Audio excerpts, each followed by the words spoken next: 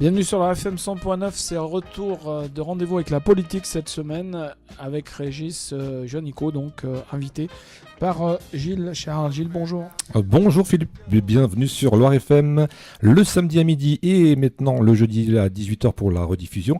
Cette semaine, c'est rendez-vous avec la politique. Après avoir reçu un maire et un nouveau sénateur, nous recevons aujourd'hui un député, Régis Juanico. Bonjour. Bonjour. Bienvenue donc sur Loire FM. C'est votre deuxième passage dans cette émission. Justement, est-ce que vous vous souvenez de votre premier passage? C'était un peu les débuts de cette émission. Oui, et j'ai toujours beaucoup de plaisir à venir dialoguer avec vous, Gilles. Merci beaucoup donc d'être là avec nous. On a une heure, donc on va essayer d'être complet, de parler de toutes les questions qui sont d'actualité et qui sont politiques de la région. Moi, j'ai envie de vous poser une question. Déjà, vous avez dit il y a juste avant de vous représenter à la députation que ce serait votre dernier mandat. Est-ce que vous avez changé d'avis? Est-ce que c'est bien votre dernier mandat? Et est-ce que vous êtes déjà projeté sur le futur en sachant ce que vous feriez après? Non, je n'ai pas changé d'avis. C'est-à-dire que l'engagement que j'ai pris avant même mon élection, je le tiendrai. Même si la loi sur 3 mandats consécutifs et l'interdiction de cumul dans le temps sera votée sans doute dans quelques mois, peut-être pas, on verra, hein, en fonction de la révision constitutionnelle. Mais enfin, moi, je défendrai cette mesure, même si elle ne s'appliquera pas à moi, je m'appliquerai sans la loi 3 mandats consécutifs. Voilà, je pense que 15 ans, c'est largement suffisant, notamment quand on travaille bien à l'Assemblée nationale. Je viens de nouveau de prendre des responsabilités en matière d'évaluation des politiques publiques, sur les questions aussi de ma commission, des affaires culturelles. Donc je vais continuer à travailler aussi bien à l'Assemblée nationale, alors, dans l'opposition cette fois-ci, mais aussi pour défendre les dossiers du territoire stéphanois. Donc l'engagement que j'ai pris de ne pas me représenter à mon mandat de député et de faire mon dernier mandat, je le tiendrai, ce qui me rend d'autant plus libre, je dirais, dans ce dernier mandat national en tant que député. Et puis ma reconversion, ensuite, elle sera essentiellement professionnelle. Et là aussi, j'ai beaucoup d'idées en tête qui concernent notamment les questions du sport. Vous serez dans le privé, j'allais dire, ou vous allez continuer dans la vie politique? On peut continuer à avoir un mandat d'élu. Le mandat des députés est très prenant. Il empêche d'avoir une vie professionnelle. Moi, je suis pour une séparation stricte, d'ailleurs, hein, et d'interdire à tous les députés le cumul avec une activité professionnelle, quelle qu'elle soit. Quand on est député, on l'est à plein temps. On se donne à 100% sur son territoire et à l'Assemblée nationale. Maintenant, surtout avec le Parlement du non-cumul, on va pouvoir avoir des députés qui sont beaucoup plus disponibles pour faire leur travail à Paris. Et donc, ça n'empêche pas d'avoir un mandat d'élu local. Je suis conseiller départemental, donc je continuerai à avoir un ancrage territorial, mais je ne serai plus député. Ça vous donne pas envie de gérer une commune, non? De faire évoluer une commune à votre main, j'ai envie de dire? Alors, c'est un mandat que je ne connais pas. Hein. Ouais. Je n'ai jamais été conseiller municipal, ni maire. Mais bon, j'ai la chance d'avoir été élu 6 fois, aussi bien en tant que conseiller général que député, sur mon nom. Directement au suffrage universel. Voilà, c'est ce type de mandat-là, ce lien direct avec mes concitoyens qui m'intéresse. Donc je le dis, un mandat local n'est pas, je le balaye pas d'un revers de la main, mais aujourd'hui je ne me projette pas du tout dans une candidature aux élections municipales, si c'est ça que Comme on dit, qui vous voulez me faire dire. Non, parce qu'on voit qu'il y a les élections municipales qui arriveront en 2021, puisqu'on dit que ça va être décalé d'une année. Et j'en sais rien. Ouais, J'en sais rien. C'est la rumeur, quoi. Oui, mais bon. Parce qu'on est un peu dans le flou sur Saint-Étienne, moi je trouve. Oui. On a un maire qui était républicain qui a tendance à s'approcher d'En Marche. On a un ancien maire qui était devenu En Marche. Donc on est un peu dans le flou à Saint-Étienne, on ne sait plus très bien qui est qui. Oui, le paysage politique est confus. Mais il y a aussi des choses qui sont bien ancrées et qui restent. Voilà, nous, pour notre part, nous sommes clairement dans l'opposition à Emmanuel Macron, ce qui ne veut pas dire qu'on fait de l'opposition et l'obstruction systématique. On a voté par exemple la loi de moralisation de la vie publique, même si dedans il y avait à mon avis, quelques erreurs, comme la suppression de la réserve parlementaire à disposition des députés et des sénateurs, parce que ça a aidé les collectivités locales et ça a aidé le milieu associatif. Mais très clairement dans l'opposition, sur la loi travail, sur les questions de budget, qu'on va discuter dans les prochaines semaines. Le maire de Saint-Étienne, Gaël Perdriau, j'ai plutôt le sentiment que depuis quelques semaines, il est très clairement aussi en opposition au gouvernement d'Édouard Philippe et au président Emmanuel Macron. Il a des propos extrêmement virulents. Cela ne m'étonne pas, hein. Et donc il reste chez les Républicains. Le paysage au centre droit est lui aussi très atomisé, hein. On le voit nous au niveau, national. Pour un lambda de savoir où on est, quoi. On va dire En Marche départementale, là aussi, une crise finalement Il y a déjà du ménage, j'ai vu. De croissance très rapide qui a pu surprendre, parce que Christian Soleil était quelqu'un que tout le monde apprécie en général, et là on a le sentiment que ce sont les anciens socialistes qui sont partis du Parti socialiste pour se recycler En Marche, qui sont plus ou moins en retraite, plus plutôt que moins que plutôt que plus, qui reprennent les affaires en main. Donc je suis pas sûr que ça soit très attractif et que ça contribue à mobiliser les adhérents d'En Marche dans le département, de savoir que ce sont les anciens socialistes en fait qui reprennent les rênes. Par contre, au Parti socialiste, voilà, la force que nous représentons le département, elle est bien là, elle compte. J'ai été réélu, certes de justesse, même si depuis beaucoup de mes concitoyens que je croise sur le terrain me disent on a bien fait de vous garder. Quand ils voient les députés d'En Marche, je dirais au travail, ou pas au travail d'ailleurs, mais enfin... Il faut pas, justement, vous qui avez l'expérience, il ne faut pas leur laisser un peu le temps de s'installer ? Si, bien sûr.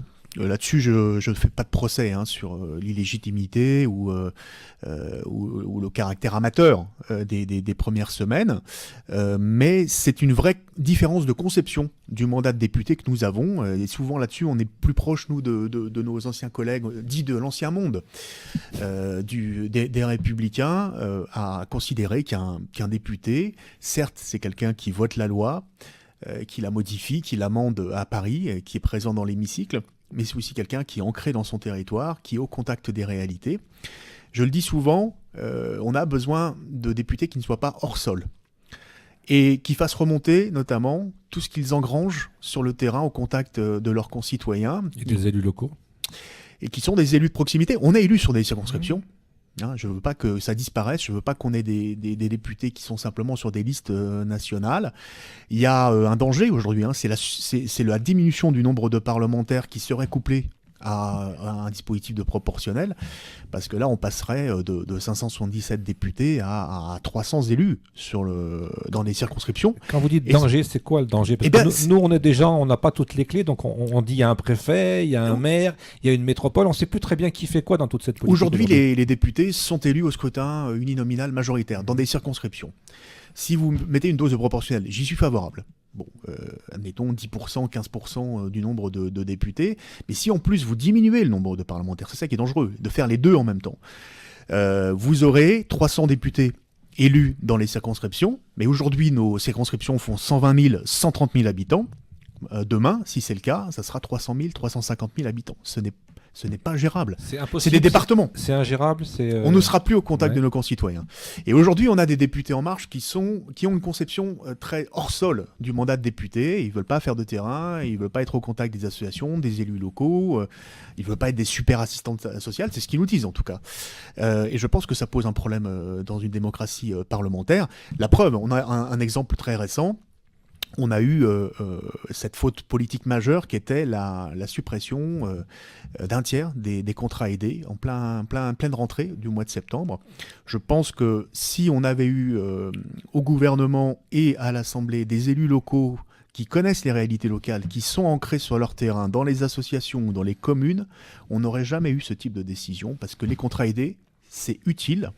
C'est utile aux communes qui ne peuvent pas se payer des emplois de la fonction publique territoriale pour les missions de service public, mais c'est utile aussi au monde associatif, sportifs et culturels. Sans les contrats aidés, on n'a pas aujourd'hui, on n'a pas dans les associations de solidarité ou dans le milieu associatif aujourd'hui de services rendus de qualité à nos concitoyens.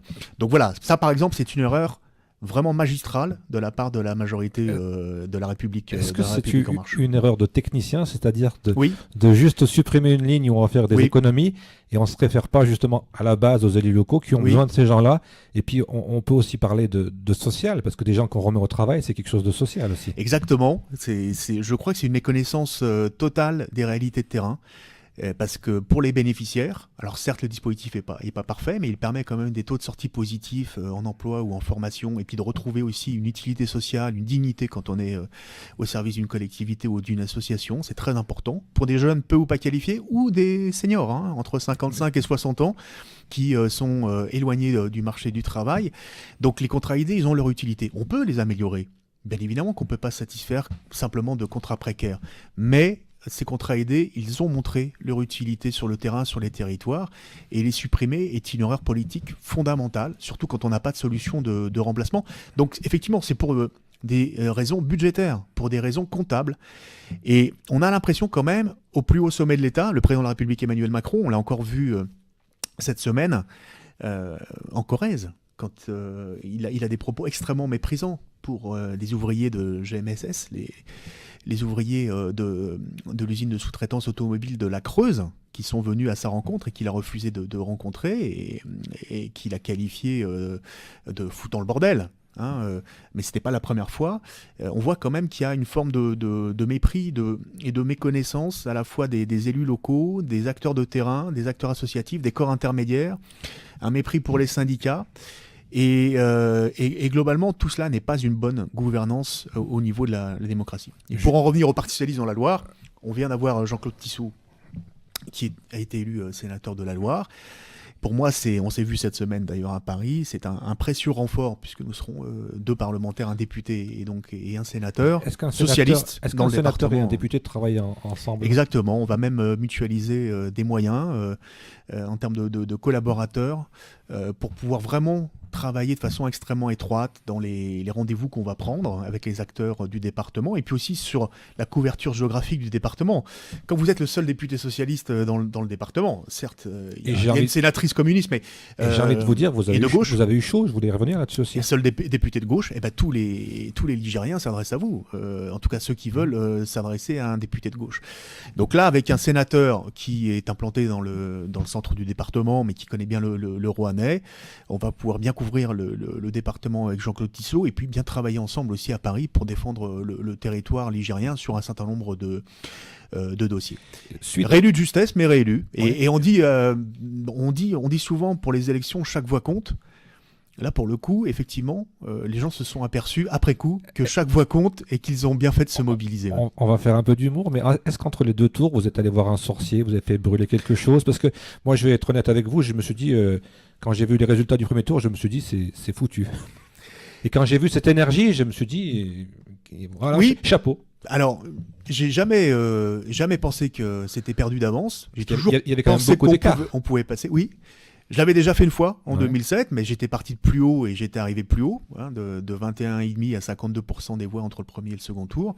Là, je partais à 19,5% des voix. Donc je savais que ça allait jouer à quelques voix, à quelques dizaines de voix. Bon, j'imaginais pas, bien évidemment, 23 voix d'écart, qui est le second écart le plus faible au niveau des résultats au niveau national. Mais on a fait là aussi la meilleure remontée, une des meilleures remontées en France.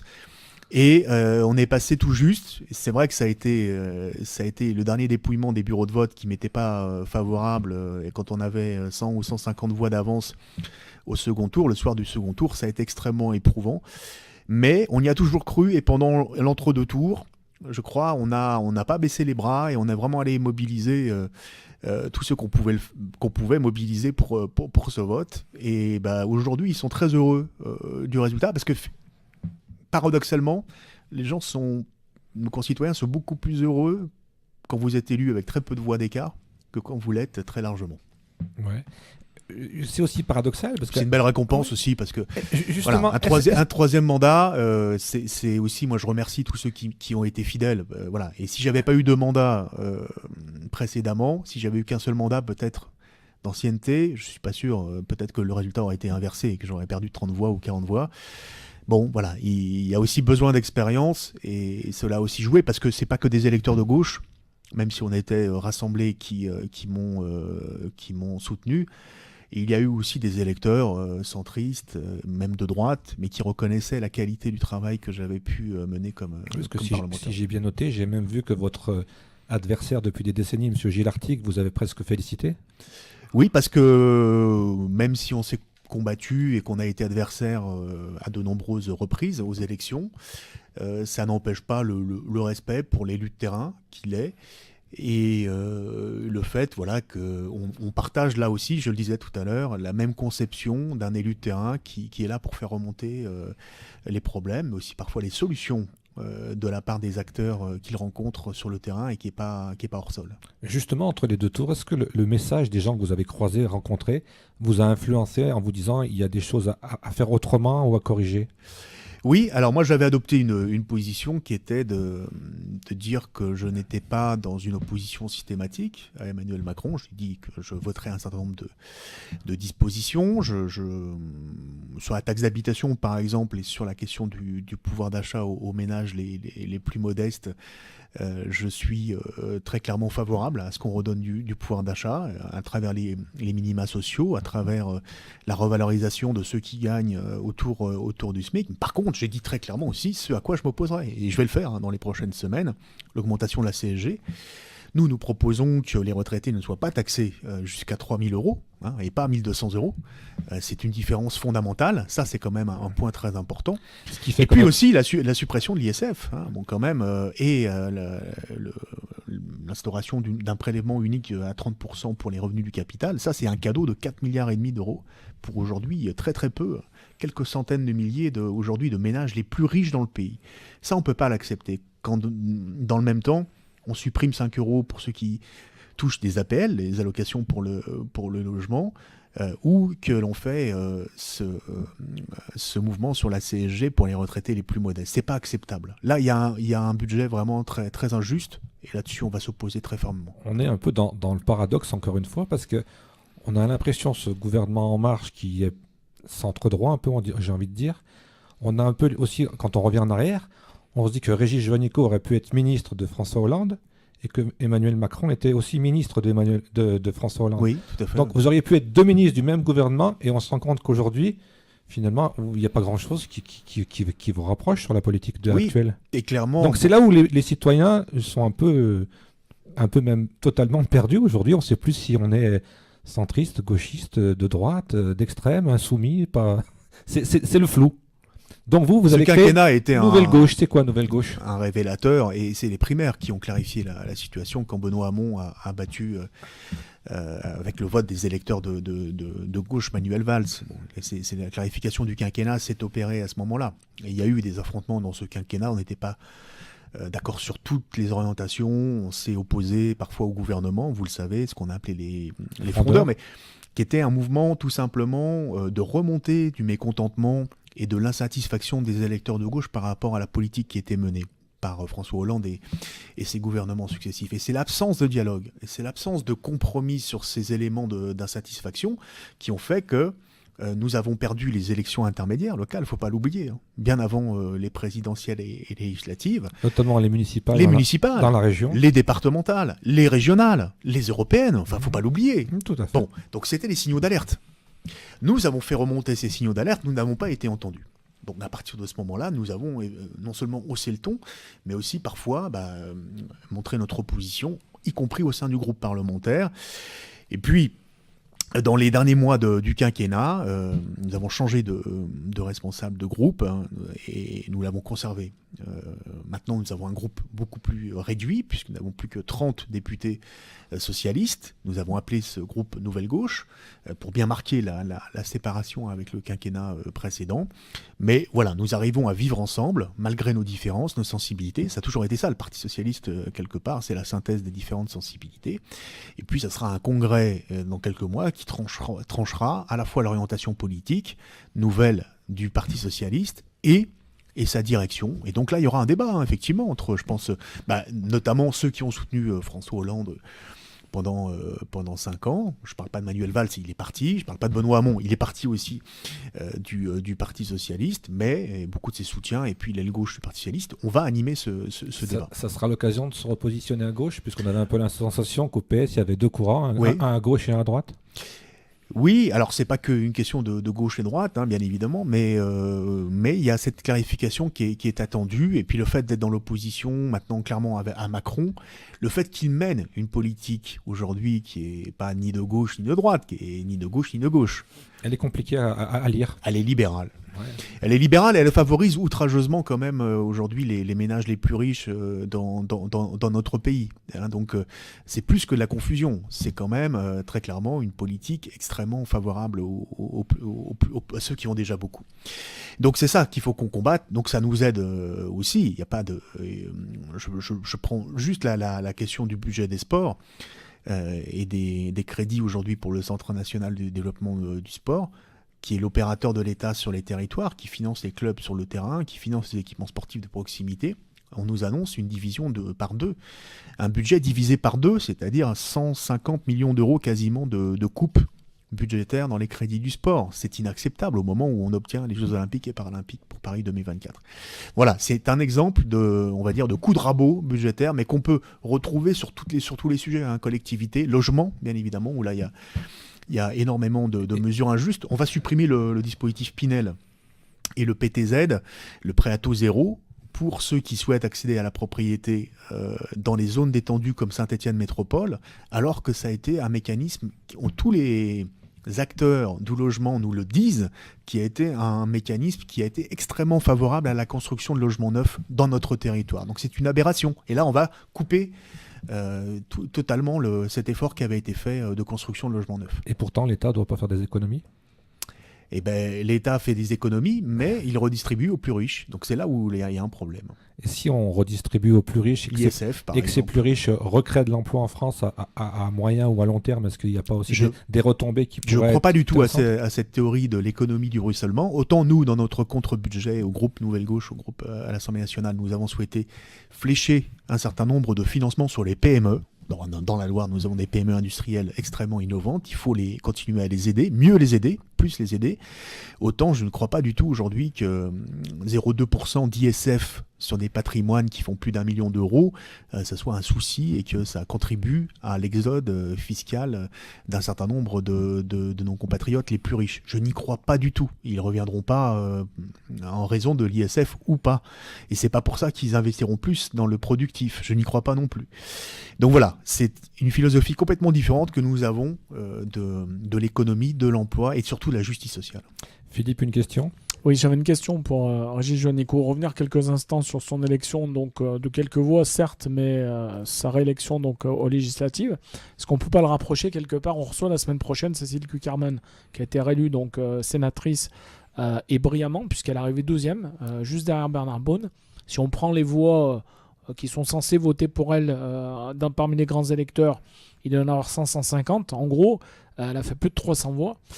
Donc est-ce que quelque part là, c'est un peu comme vous, le travail de terrain qui a été reconnu, le fait que les gens ils comprennent plus rien. En Marche, il y avait plein d'élus, y compris au dépouillement, qui disaient il n'y avait pas 3 listes, à droite il y en avait 4. Puisqu'en fait, la liste d'En Marche conduite par Alain Berthéas, c'était en fait, c'est quelqu'un qui est au parti radical, mais pas celui de gauche, celui de Michel Thiollière, qui a soutenu Fillon à la présidentielle. Est-ce que les gens, ils comprennent plus rien, mais il y a de quoi quand même, non ? D'abord, ça a été pour nous une heureuse surprise que 2 sénateurs de gauche oui, parce que soient élus ou réélus. Entre nous, tout le monde pensait qu'il y aurait 3, peut-être 1 et 4. C'est simple, en souvent, dernières élections sénatoriales, nous... il y a 2 listes en plus. En 2011, nous étions en situation de pouvoir gagner 3 sièges, ce que nous avons fait avec Jean-Claude Frécon qui était le tête de liste et Cécile Cukierman qui était en deuxième position. Nous avions gagné toutes les municipalités de la Loire, les grandes municipalités, Roanne, Saint-Étienne, Firminy, Saint-Chamond. Là, nous étions dans une situation inverse. Donc la droite, dans le département, pouvait prétendre à avoir 3 sièges sur 4. Bon. Elle a été divisée. La liste En Marche n'a pas pris que des voix à droite, elle en a pris aussi à gauche dans nos rangs, puisqu'il y avait aussi des anciens socialistes qui sont passés depuis à la République En Marche et qui sont soutiens de Macron aujourd'hui.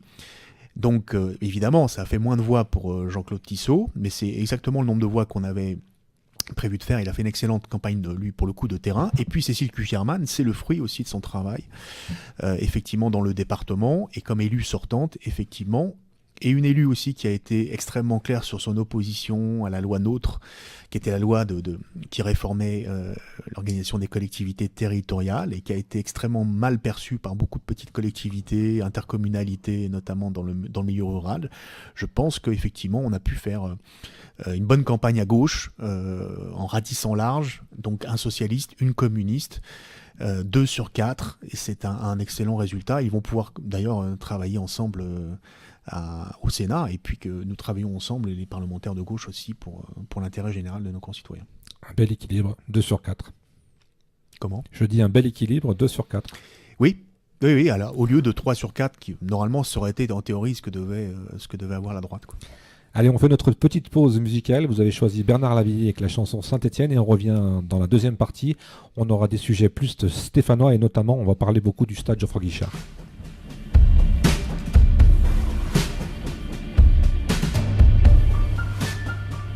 Loire FM, c'est au 04 77 80 10 59.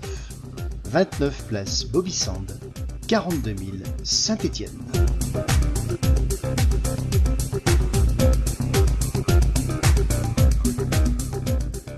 Bonjour, je suis Jean-Claude Tissot. Rendez-vous avec la politique, c'est sur Loire FM 100.9 et sur la page Facebook. Troisième rendez-vous avec la politique et cette semaine c'est Régis Joannico, le député de la première circonscription qui est notre invité. Alors on va revenir sur Saint-Étienne et on avait un sujet qui vous tient à cœur et puis qui est dans l'actualité, puisque notamment on aura les Jeux Olympiques en 2024, je crois, si je ne dis pas de bêtises, il y aura des matchs au stade Geoffroy Guichard, mais c'est surtout le côté de l'exploitation du stade. Alors c'est un dossier qui vous tient à cœur, donc à vous de nous dire un peu ce que vous pensez de cette évolution.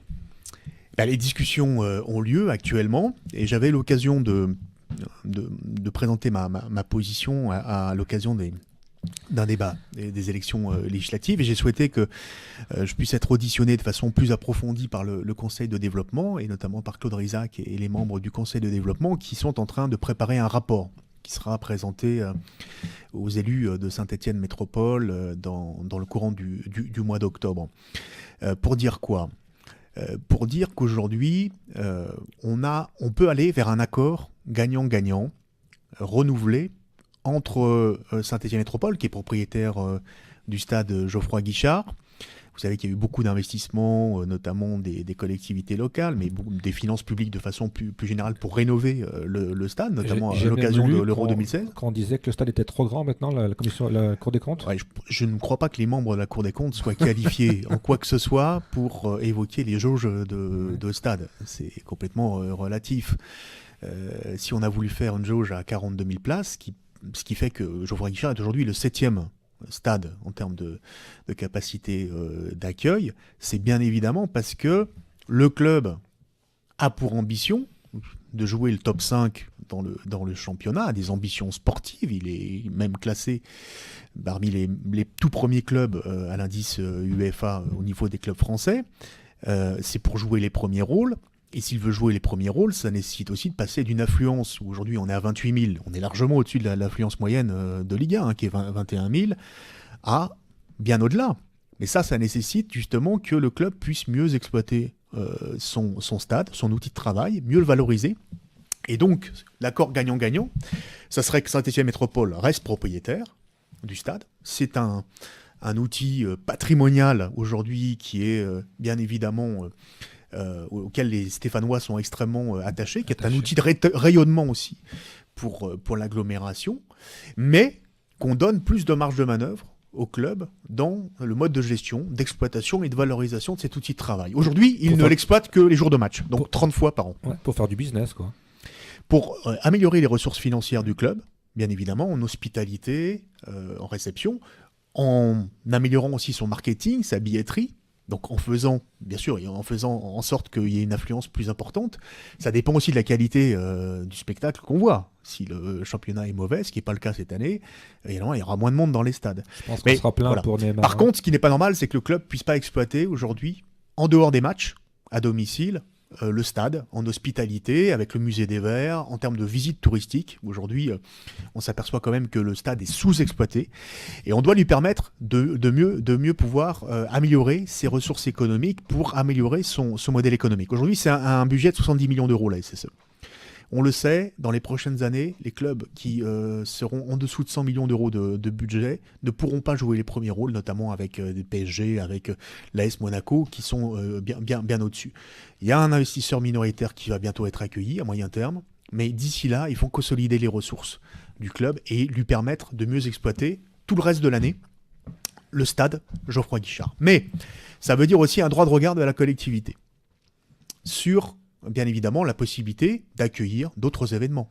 Ça peut être du foot, ça peut être du rugby, ça peut être des concerts. Il y en a eu très peu des concerts. Je suis pas sûr que ce soit le meilleur. Ça abîme la pelouse. Voilà, je suis pas sûr que ce soit le meilleur. La pelouse qui sera confiée à la SSE, qui aura plus se plaindre maintenant. L'acoustique est pas terrible. Au niveau si elle a l'exploitation commerciale, elle aura aussi la maîtrise de sa pelouse et de son équipement. Donc ça permettra aussi qu'elle ne se plaigne plus de la qualité de la pelouse qui prête parfois à des difficultés. Mais que la collectivité garde aussi un droit de regard, qu'elle puisse avoir 3, 4, 5 dates de son choix dans l'année pour accueillir d'autres compétitions, et en particulier les grands événements sportifs internationaux. On va être une terre d'accueil des Jeux Olympiques de 2024 avec les tournois de football féminins et masculins. Ça, c'est les 3 semaines du mois d'août 2024. Mais il y a tout ce qui va se passer avant. Pendant 7 ans, les compétitions qui vont être accueillies sur le sol français, il y en a eu à peu près 120, 130 avant Londres 2012, dans 31 villes et 41 disciplines. Donc il faut qu'on soit en capacité d'accueillir à Saint-Etienne et dans l'agglomération ces grands événements sportifs internationaux, ces championnats du monde, ces compétitions internationales, ces tournois qualificatifs. Mais aussi, on doit être un territoire d'accueil pour les sélections nationales, internationales, qui viennent se préparer aux grands événements et aux Jeux Olympiques. Et pour cela, il faut une politique beaucoup plus volontariste d'accueil de ces événements. On va parler de la Coupe du Monde de rugby bientôt avec Bernard Laporte de 2023, puisque la France est candidate et Saint-Etienne intègre cette candidature. Mais il y a plein d'autres sujets sur lesquels on peut faire valoir nos atouts. La gymnastique, on a un pôle France aujourd'hui de gymnastique à Saint-Etienne avec des installations aussi, certes un petit peu à rénover, mais qui sont très compétitives. On a le BMX, par exemple, pour citer des disciplines plus modernes, moins connues. On a l'escalade, qui sera discipline olympique bientôt. On a la course d'orientation, par exemple. On a les courses hors stade. On a toute une série aujourd'hui de spécialités sportives sur lesquelles on peut attirer ces compétitions et faire de notre territoire un territoire d'accueil pour la préparation labellisé, si vous voulez, pour la préparation des Jeux Olympiques et Paralympiques. Donc, pour relier avec le stade Geoffroy Guichard, ce que je viens de dire à l'instant, c'est pas que le stade Geoffroy Guichard. S'il y a une nouvelle convention, quel que soit d'ailleurs le mode de relation juridique retenu, que ce soit un bail amphithéotique, que ce soit une convention de concession-location, que ce soit une autorisation d'occupation temporaire, peu importe. Ce qu'il faut, c'est revoir les modalités juridiques de relation entre le club résident, la SSE, et la collectivité propriétaire, et augmenter la redevance payée par le club chaque année. Aujourd'hui, c'est 1,4 million d'euros chaque année, donc c'est assez peu. Si on double, si on triple cette redevance, en laissant au club la possibilité de mieux exploiter son stade, ce qui est normal, eh bien on pourra consacrer ces ressources financières nouvelles à la fois à moderniser nos équipements d'agglomération. Les infrastructures. Oui, on parle d'une aréna à Saint-Chamond. C'est le moment de la construire pour le basket, pour le handball, pour les... Oui, mais pas que le basket. Ouais, qui accueille plusieurs sports. Voilà, et qu'on soit capable d'accueillir aussi les équipes de France de handball, par exemple, et aussi des matchs de handball de haut niveau. Une patinoire d'agglomération, ça devient quand même aussi nécessaire. Alors si je dis pas de bêtises, dans le projet de Style, j'ai vu que la patinoire devrait être déplacée et qu'elle devrait arriver du côté de Style. Donc ce serait peut-être une patinoire qui serait plus moderne. Oui, moi je parle là d'équipements Et carrément, sportifs dont pourrait Saint-Étienne Métropole, l'agglomération, aurait la gestion. Là, on parle d'une compétence sport où l'agglomération s'occupe à la fois du sport professionnel, la SSE, c'est très bien, on a nos locomotives aussi pour le basket avec Saint-Chamond, etc. Bon, il y a quelques centaines de milliers d'euros qui sont consacrés aujourd'hui à soutenir ces équipes de sport collectif, mais il n'y a pas de véritable politique aujourd'hui de l'agglomération global. pour faire monter en puissance des clubs d'agglomération qui jouent les premiers rôles en rugby ou handball. En rugby, il y a eu une expérience un peu compliquée à Saint-Etienne. Oui, et c'est pour ça qu'il faut arrêter. Non, il faut avoir une politique volontariste. Il faut qu'il y ait des clubs. Quand on reçoit des gens qui font autre chose que du football, on a un peu ce discours qui revient toujours, hein, qui est qu'à Saint-Etienne, il n'y a que de la place pour le football. Oui, mais il faut faire autrement. Il faut une politique volontariste. Il faut pousser les clubs à se regrouper au moins pour les équipes élites, qui jouent au niveau national, qui des ententes jeunes. Après qu'on laisse chaque club dans chaque commune avec son identité pour faire des choses complémentaires pour les jeunes en particulier. Mais il n'y a pas cette politique volontariste aujourd'hui pour avoir des clubs d'agglomération qui jouent les premiers rôles au niveau national. Et il faut des équipements qui soient gérés aussi par l'agglomération, qui soient des équipements qui soient compétitifs. Si on veut accueillir ces équipes nationales en préparation, il faut des structures d'hébergement aussi.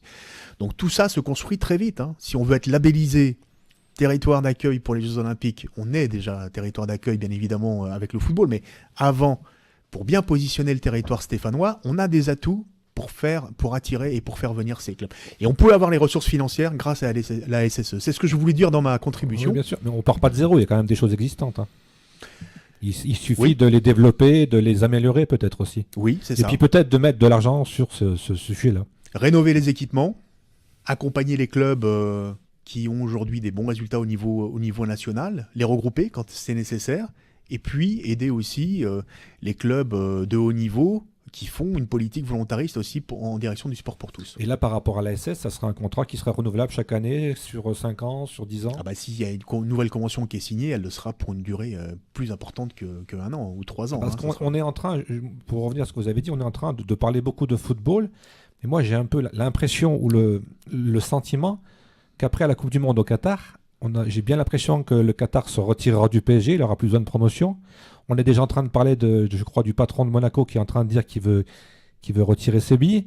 Donc on va peut-être faire des infrastructures encore gigantesques pour après redescendre d'un cran et on n'aura peut-être plus besoin de toutes ces infrastructures aussi. Les infrastructures, elles sont disponibles maintenant depuis l'Euro 2016. On sait qu'il y a un certain nombre de stades. Là, la Cour des comptes pourrait s'y intéresser, en partenariat public-privé, où là, la facture pour les contribuables sont beaucoup plus élevées que ce qui a été fait à Saint-Étienne ou Toulouse, par exemple, pour la rénovation des stades.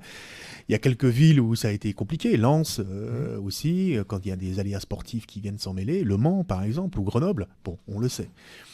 Après, je ne suis pas inquiet sur les leaders du championnat de Ligue 1, que ce soit le PSG. Bon, quand même, le Qatar est là pour un investissement pérenne et long. Monaco, bien évidemment, il y a quelques déboires autour et quelques histoires sulfureuses autour de la gouvernance. Mais les autres modèles, Lyon qui a son propre stade, c'est un des seuls. Il y a 3 clubs sur 40 en Ligue 1 et Ligue 2. À être propriétaires de leur stade. On a des modèles économiques pour Bordeaux, pour Lille, pour Rennes, pour Saint-Étienne, qui tiennent la route. Et moi, j'y crois beaucoup. Et j'espère qu'en confiant plus de possibilités d'exploitation du stade à la SSE, on va pousser le club avec un investisseur qui arrivera. Roland Meillet et Bernard Caillazo l'ont annoncé. Dans les prochaines années, on arrivera quand même à conforter un modèle économique qui réussit et qui est bien géré. Vous venez de parler de Lyon, qui est propriétaire de son stade. Quelle est la différence? Pourquoi Saint-Étienne devrait être géré par le club, mais ne serait pas propriétaire? Quelle est la différence entre gérer un stade et être propriétaire? Parce que le stade des Lumières a été construit complètement, de A à Z. Oui, ça n'a pas été le cas à Saint-Étienne. Le choix a été fait On peut vendre le chaudron. Oui, on peut le vendre. Je ne suis pas sûr que la SSE ait les moyens de l'acheter et soit vraiment candidat pour l'acheter. Je pense qu'il y avait plutôt l'idée de dire on rediscute des termes de la convention avec la collectivité propriétaire. C'est ce qui va se faire.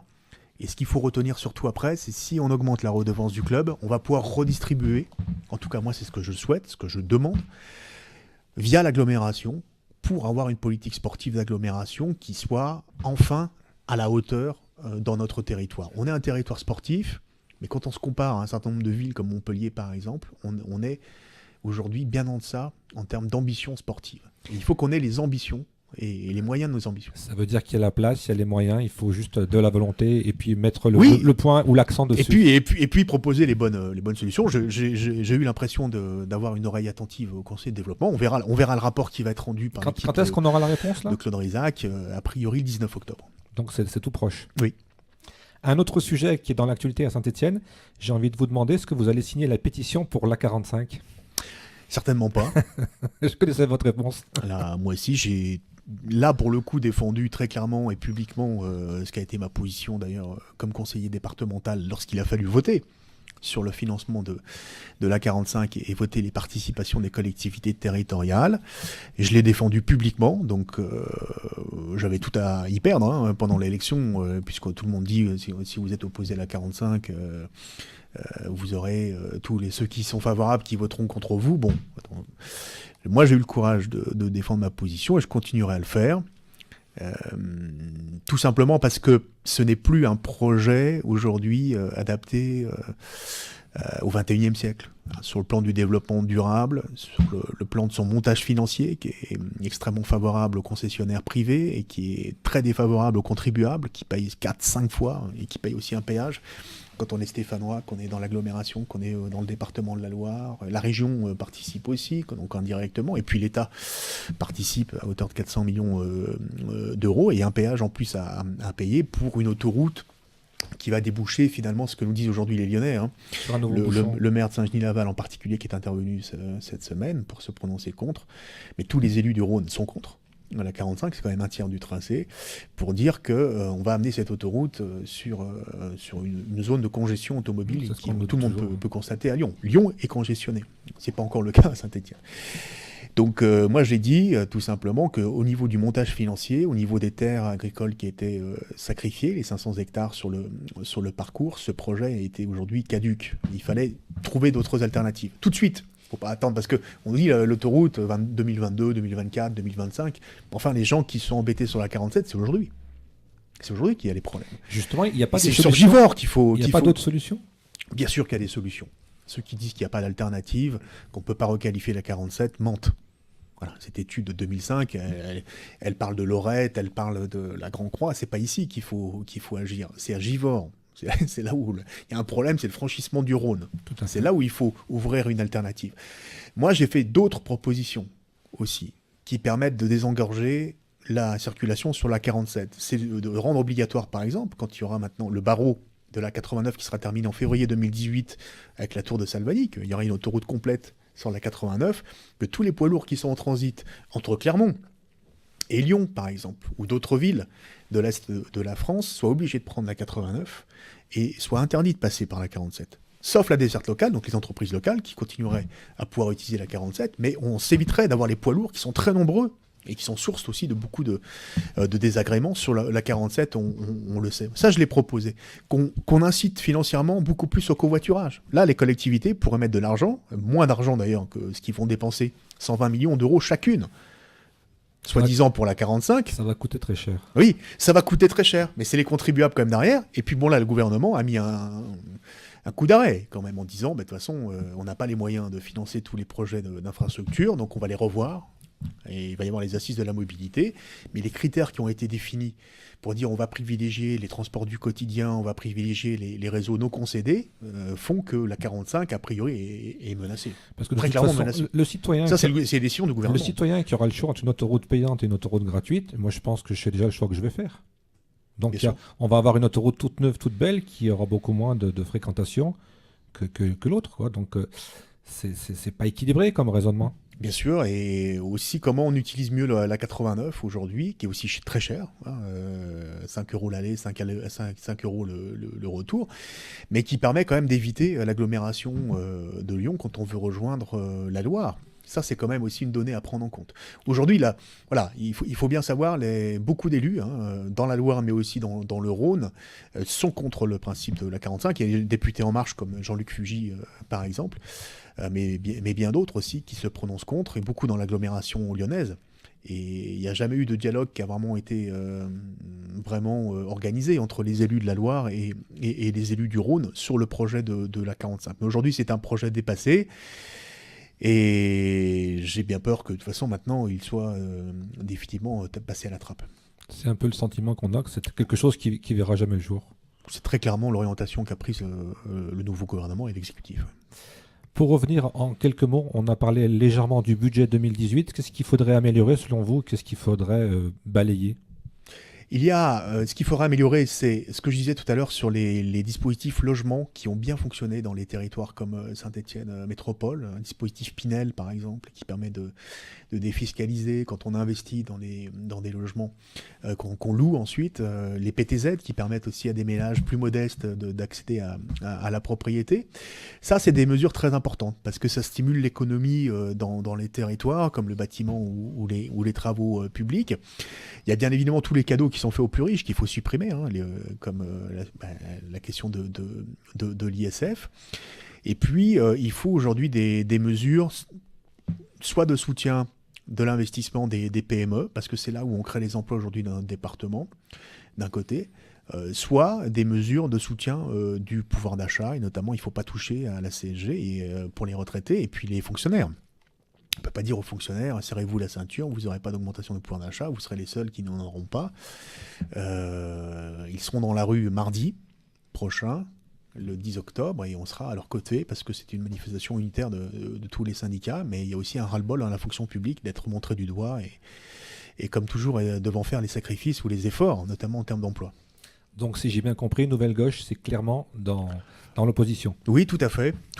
Et puis, c'est aussi des propositions. Je vous invite à aller voir le contre-budget que nous avons présenté cette semaine à l'Assemblée nationale sur mon site internet juanico.fr. Vous y retrouverez aussi la contribution sur Geoffroy Guichard et aussi beaucoup d'autres que textes et projets que je soutiens. Mais effectivement, nous sommes aujourd'hui à la fois clairement dans l'opposition, mais aussi en proposition, ce qui peut aussi nous différencier d'une autre opposition à gauche. Dernière question qui est celle de la France Insoumise et Jean-Luc Mélenchon, vous aurez compris. Dernière question d'actualité, on est à Saint-Étienne, on a du mal un peu à comprendre ce qui se passe en Catalogne, en Espagne. On l'a dit quand vous êtes arrivé, vous avez un nom d'origine espagnole. Et j'ai des origines à la fois des îles Baléares, en Catalogne, et aussi dans le sud de l'Espagne. Donc vous voyez, je suis de s'en mêler. Quel est pour le député mon cœur est à la fois en Catalogne et je suis à la fois très attaché à l'Espagne. Et c'est en unité fédérale. Comment vous pouvez nous expliquer à nous, les citoyens lambda, ce qui se passe en Catalogne? Parce que j'avoue que même moi, j'ai du mal à comprendre. Des aspirations des Catalans qui ont une forte identité. On est riche, on garde l'argent pour nous, et l'Espagne qui est pauvre, on s'en occupe pas? Je suis pas sûr. Non. Je suis pas sûr parce que toute l'Espagne a pu bénéficier aussi ces 30 ou ces 40 dernières années aussi des aides financières de l'Europe. Et l'Espagne sait ce qu'elle doit aussi à la solidarité de l'Europe et des autres pays membres. Et on ne peut pas opposer comme ça les territoires les uns aux autres, riches ou pauvres. Et moi, je pense qu'en Catalogne, par contre, il y a une forte identité, bien évidemment, culturelle. Et cette identité-là, elle a eu tendance à être méprisée et sous-estimée ces dernières années, et notamment quand il y a eu un référendum sur les prérogatives, les relations entre l'État fédéral et la Catalogne ces dernières années. Le Conseil constitutionnel de l'Espagne a censuré un certain nombre de termes, comme le mot « nation ». Et aujourd'hui, on arrive à une situation extrêmement radicalisée. Tendue. Oui, cristallisée. On a l'impression que ça va dégénérer. Il faut un médiateur aujourd'hui. Il faut qu'on ait un médiateur aujourd'hui. Alors, pas Manuel Valls, qui s'est désisté. Mais il serait bon qu'un certain nombre de hautes autorités politiques qui ont eu des responsabilités dans l'Union européenne, par exemple, qu'elles soient d'importe quelle nationalité, d'ailleurs, portugaise, française... allemande, aujourd'hui s'investissent dans une mission de médiation. Parce que je pense qu'on est allé d'un côté comme de l'autre, un peu plus du côté d'ailleurs du roi, qui a eu un discours extrêmement dur vis-à-vis de la Catalogne. Il y a eu des violences policières quand même qui ont eu lieu, qui ont choqué beaucoup d'Européens la semaine dernière. On ne peut pas faire comme si c'était rien passé. Et je pense là qu'il y a nécessité très très vite d'une médiation politique. Et là, les Européens doivent se mobiliser. Ils ne peuvent pas fermer les yeux. Ils ne peuvent pas non plus prendre parti complètement pour l'un ou pour l'autre. Parce qu'on sait que c'est des situations qui peuvent dégénérer et puis qui peuvent faire tache d'huile dans d'autres territoires ailleurs en Europe. Optimiste ou pessimiste pour ce sujet-là ? Là, je suis relativement pessimiste et par contre, je mets en garde, il faut vraiment là qu'il y ait une initiative politique qui soit prise, on ne peut pas regarder et laisser faire. Dernière question avant de vous laisser partir. Au Parti Socialiste de la Loire, il y a des gens qui ont soutenu aux législatives des candidats En Marche. Qu'est-ce qu'ils deviennent ? Ils démissionnent du PS ou ils sont exclus ? Comment ça se passe ? Non, il y a des gens qui sont partis du PS, qui ont rejoint En Marche, qui l'ont fait en toute conscience, après les primaires, opinion. et qui l'ont dit et qui l'ont déclaré publiquement. Et puis il y a ceux qui souhaitent rester au Parti Socialiste. Voilà. Bon, on ne va pas mener de chasse aux sorcières en excluant quiconque. Moi, je souhaite qu'on reste un maximum au Parti Socialiste. On verra au niveau du Congrès comment les choses évoluent, si on est en capacité de rénover. D'avoir une nouvelle direction, une nouvelle génération, une nouvelle orientation politique. Et puis, en fonction de cela, les gens décideront s'ils restent ou pas au Parti Socialiste. Mais nous n'avons aucune chasse aux sorcières, donc on ne mettra personne dehors. Donc l'avenir du député Régis Juanico, c'est beaucoup de travail, encore pendant 5 ans. Oui, beaucoup de travail à l'Assemblée, beaucoup de travail à la direction collective du Parti Socialiste aussi, parce que je vais travailler aux côtés de Jean-François Debat sur des questions, bien évidemment, financières et d'immobilier, la vente du siège de Solferino aussi, et bien évidemment notre fonctionnement politique dans les prochaines années pour le Parti Socialiste. Ça ne vous fait pas un peu mal au cœur de vendre ce siège ? J'y ai d'excellents souvenirs, j'en ai de moins bons aussi. Moi, je suis pas attaché au mur, mais je suis attaché à l'histoire l'histoire du Parti Socialiste, bien évidemment. Mais on avait besoin aussi de changer et de dire très clairement, voilà, on change de locaux et on change aussi d'équipe. Aucun regret sur la campagne des présidentielles avec votre soutien à Benoît Hamon ? Est-ce qu'il n'y a pas des choses qu'on aurait pu faire différemment ou s'associer encore une fois avec Jean-Luc Mélenchon ? Non, c'était quel que soit le candidat qui portait les couleurs du Parti Socialiste. De toute façon, on savait que le score serait très mauvais et un autre candidat n'aurait pas fait mieux. Simplement, on aurait pu s'épargner les défections et les trahisons que nous avons eues, nous, tous les jours pendant la campagne présidentielle. Donc, c'est vrai que ça a été une campagne extrêmement dure. Par contre, nous avons planté des jalons sur le fond, avec des nouveaux thèmes sur le travail, sur la pénibilité notamment, je vois que vous l'attaque sur les robots, la pénibilité, les questions d'alimentation, on y revient beaucoup dans les prochaines semaines, vous verrez avec les états généraux de l'alimentation, les perturbateurs endocriniens, la santé environnementale, donc énormément de sujets qu'on a mis sur la table et qui aujourd'hui reviennent, glyphosate, perturbateurs endocriniens, l'attaque sur les robots, la question du revenu universel, oui quand même c'est des débats qui se poursuivent. Donc c'est des idées d'avenir. Pour moi c'est l'avenir. Et Benoît Hamon est en situation aujourd'hui, parce qu'il est sorti du Parti Socialiste, de pouvoir aussi fédérer, rassembler beaucoup de forces de gauche autour de lui, et de faire le lien et la passerelle entre ces forces de gauche. Et donc je continue à soutenir Benoît Hamon, et notamment sur les idées, et en jouant mon rôle au Parti Socialiste pour que nous allions dans ce sens-là. J'ose espérer que la prochaine fois qu'il vient à Saint-Etienne, Benoît Hamon, vous nous le faites venir dans les locaux de Loire FM ? Oui, ça serait un engagement que je peux prendre. Ça serait passionnant. Oui. Moi, j'ai une dernière anecdote. La semaine dernière, j'étais à Saint-Julien-Malamolette pour l'avant-première de Mélancolie ouvrière, un film qui parle des combats des premiers syndicalistes au début du siècle, notamment du côté de l'Isère, du côté de Visil. Et j'ai rencontré l'ancien secrétaire de la CGT, M. Louis Vianney, qui m'a promis de venir faire l'émission quand il pourrait, parce qu'il n'a pas une santé très, très, très bonne. Et il m'a dit, quand je lui ai dit je reçois Régis Juanico, il m'a dit lui, c'est un bon socialiste. Oui, quelle est votre réaction quand on vous dit que vous êtes un bon socialiste ? Ça me fait plaisir. Et puis, moi, j'ai beaucoup de respect et d'estime pour Louis Vianney comme syndicaliste. Merci beaucoup Régis Juanico d'être venu nous voir dans Rendez-vous avec la politique. Comme l'a dit Philippe tout à l'heure, la semaine prochaine, c'est encore une nouvelle fois le Rendez-vous avec la politique et on aura la toute nouvelle ancienne sénatrice, Cécile Kuckerman, qui sera à ce micro à votre place. Merci beaucoup Régis. Merci.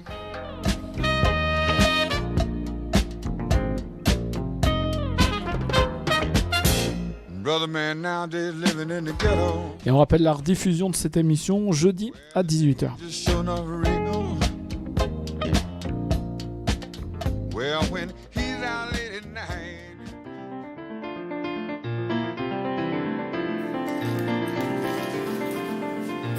Bonjour, rendez-vous avec les acteurs de la nuit nigérienne, c'est toutes les semaines, le jeudi à 18h et le vendredi à 11h sur Loire FM.